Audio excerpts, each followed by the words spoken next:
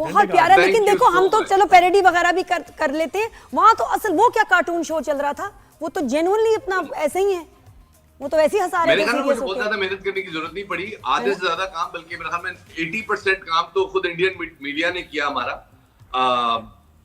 जिस तरह की खबरें वो दे रहे थे, कभी कराची की बंदरगाह पे कब्जा हो रहा था, लाहौर की बंदरगाह पे कब्जा हो गया था, लाहौर में बंदर नहीं बंदरगाह कहां से आई।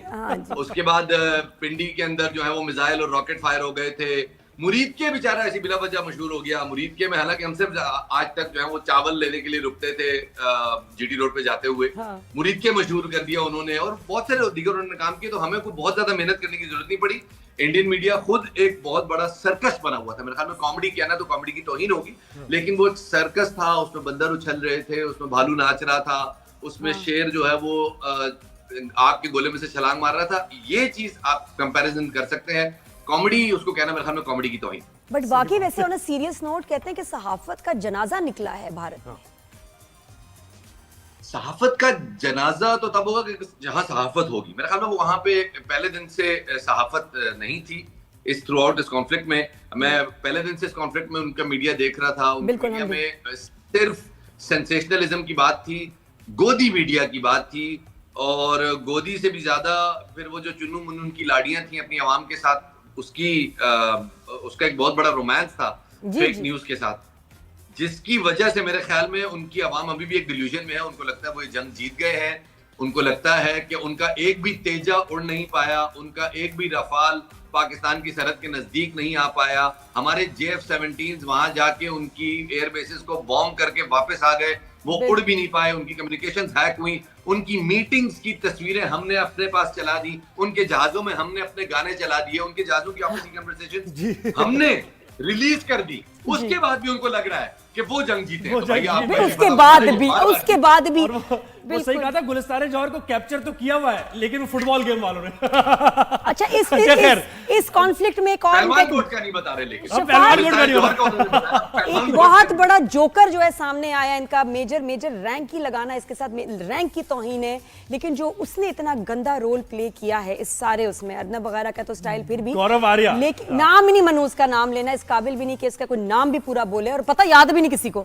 बस तो वो उसका जो रोल था बहुत ही इविल एंड शॉकिंग था कि मतलब टीआरपीज लेने के लिए कितना गिरा है। लेकिन शफात देखें, मीडिया में हम सभी हैं, और इतना गुस्सा भी चढ़ता था, हंसी भी आती थी, लेकिन इतने हेट से उसने इतनी ढिठाई से झूठ बोला है। शफात, उसको देख के तुम्हें क्या तुम्हारे होते थे? और ये भी कि हम सब ने करंट अफेयर्स किया, आपने भी किया करंट अफेयर्स और करते भी रहते हैं, और फिर ये कितनी बड़ा डेंट है ये आपकी क्रेडिबिलिटी अगर खत्म हो जाए। और ये जब तुम देखते थे, तुम्हारे क्या थे सेंटिमेंट्स उस वक्त, क्या सोचते थे? नादिया, मेरे ख्याल में एक तरफ था पाकिस्तानी मीडिया का ग्रेस और पॉइस, और दूसरी तरफ था उनका बांदरिया उछल कूद। मेरे ख्याल में गौरव आर्या नहीं रहे, वो गोबर खारिया हो गए उसी वक्त में, जिस वक्त में उन्होंने तालियां बजा के कराची बंदरगाह पे ब्रह्मोस मारो, इसके ऊपर 15-20 खत्म कर दो, ये फूंक दो। उनकी इंस्पिरेशन बिन्यामिन नेतन्याहू से इस कदर शदीद हो गई है। और ये जो हिंदुत्व मीडिया है उनका, हिंदू मीडिया नहीं, हमारी हिंदू से कोई लड़ाई नहीं, हिंदू हमारे भाई, हिंदू हमारे दोस्त, हमारे मुल्क में रहते हैं, हमारा साथ दे रहे थे वो सब। लेकिन ये जो हिंदुत्व माइंडसेट जिस तरह से बिन्यामिन नेतन्याहू की गोद में जाके बैठ गया है, और उसी की आइडियोलॉजी को गजा के बच्चों की तस्वीरें दिखा के पाकिस्तान को थ्रेट करना कि हम तुम्हारा ये अंजाम कर देंगे।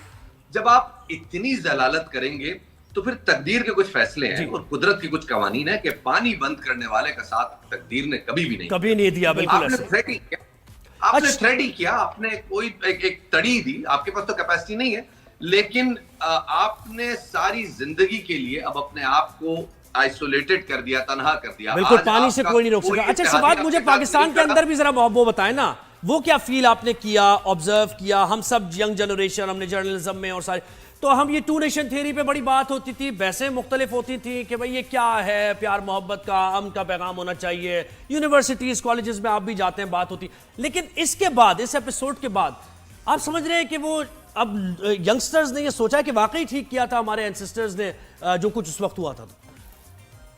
मेरे ख्याल में लोगों को आज भी जो तहरीक पाकिस्तान है वो मुकम्मल तौर पे नहीं पढ़ाई जाती, और उसमें हम लोगों की बहुत सारी इनसिक्योरिटीज हैं। एक दफा इनसिक्योरिटीज दूर करके हम अगर खुले दिल से पढ़ाएं तो लोगों को बहुत अच्छी तरह आइडिया हो जाएगा कि जिन्ना चाहते क्या थे और जिन्ना किस सोच के साथ लड़ रहे थे। वो एक सदी आगे देख रहे थे सब कुछ को, और वो हुआ। ये ताकत में तो अब आए हैं, लेकिन एक बहुत तवील अरसे तक इंडिया की डीप स्टेट यही लोग रहे हैं, यही माइंडसेट रहा है जो इस वक्त वहां हुकूमत में। और हमेशा कांग्रेस की हुकूमत इसी माइंडसेट को खुश करने के लिए पाकिस्तान के खिलाफ जो है वो जंग करती रही है।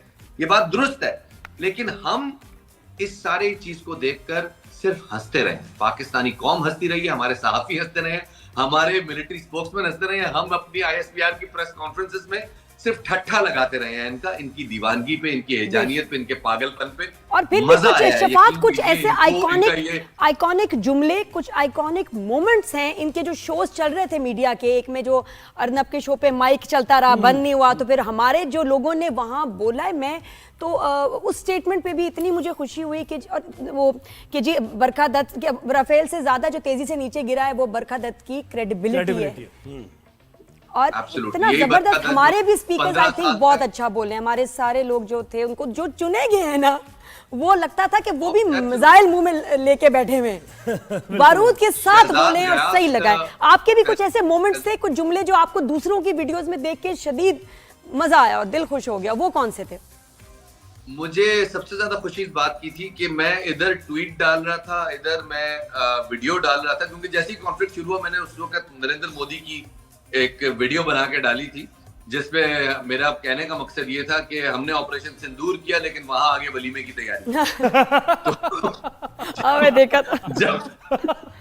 जब जिस तरह से उस वीडियो के ऊपर इंडियन ट्विटर आर्टिस्ट छलांगे मार रहे थे और तब रहे थे, मुझे बहुत मजा आ रहा था। पाकिस्तान ने बिल्कुल, मेरे तो अभी तक कमेंट्स चल रहे हैं भाई, अजीब बातें हो रही हैं।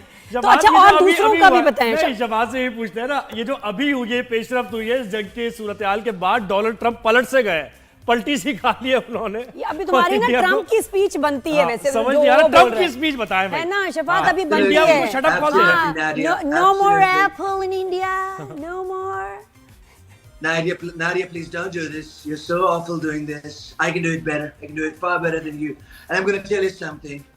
All my friends in Saudi, in Qatar, in UAE, they're with me. They like me. They love me. And I've just told Tim Cook to do not make any more Apple products over there. Because in India, if they're going to make your products, they're going to ask you for redeeming your cards. They would say, "Sir, please do not redeem that card. Sir, please do not redeem that." I don't want that. I don't like that. And I'm going to tell you something. Now, things are going to change. We're not going to invest in India. We're going to invest in so many other countries.